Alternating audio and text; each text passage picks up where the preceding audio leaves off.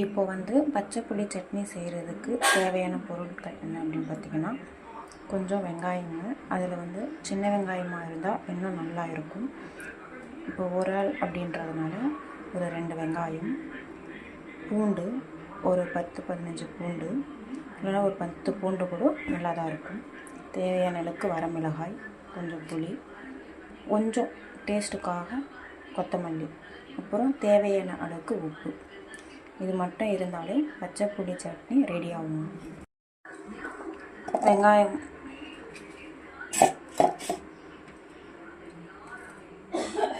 அப்புறம் கொத்தமல்லி, வரமிளகாய், புளி, பூண்டு,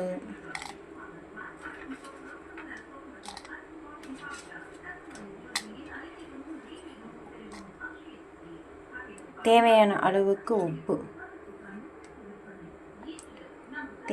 அளவுக்கு உப்பு, பத்தலைன்னா நீங்கள் அப்புறமா கூட போட்டுக்கலாம். இப்போ இதை வந்து அரைச்சதுக்கப்புறம் தாளிக்கணும். இப்போது அடுப்பு பற்ற வச்சுட்டு நம்ம வந்து தேவையான அளவுக்கு எண்ணெய் ஊற்றிடுவோம். இதில் வந்து நல்ல எண்ணெய் ஊற்றினா இன்னும் நல்லா இருக்கும். எண்ணெய் ஊற்றிட்டு கொஞ்சமாக கடுகு போட்டுட்டு அது நல்லா பொரிஞ்சு வந்ததுக்கப்புறம்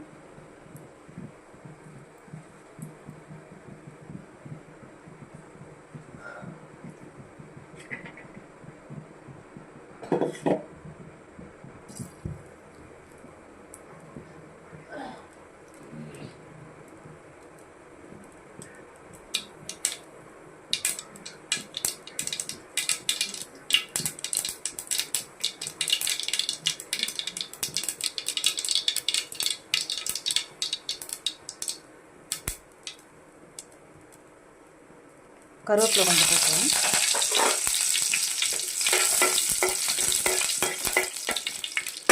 அதுக்கப்புறம் நம்ம அரைச்சி வச்சதுக்குள்ள இப்படி தான் இருக்கும், அதை ஊற்றிடுவோம்.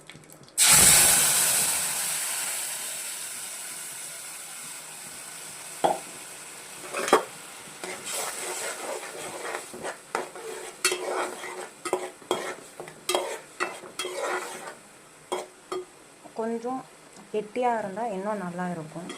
அதனால் செய்கிறவங்க கொஞ்சம் தண்ணி கம்மி பண்ணிவிட்டு கெட்டியாக அரைச்சிங்க அப்படின்னா இன்னும் நல்லா இருக்கும். அது நல்லெண்ணெய் ஊற்றினீங்கன்னா சாப்பிட்றதுக்கு, அதாவது காரம் விரும்புகிறவங்களுக்கும் புளிப்பு விரும்புகிறவங்களுக்கும் இது ரொம்ப நல்ல சட்னியாக இருக்கும். ட்ரை பண்ணி பாருங்கள். இப்போ இது கொதி வந்து இப்போது சட்னி இறக்குனதுக்கப்புறம் அதை சூடாக ஒரு இட்லி கூட வச்சு சாப்பிட்டீங்க அப்படின்னா அருமையாக இருக்குங்க. ட்ரை பண்ணி பாருங்கள்.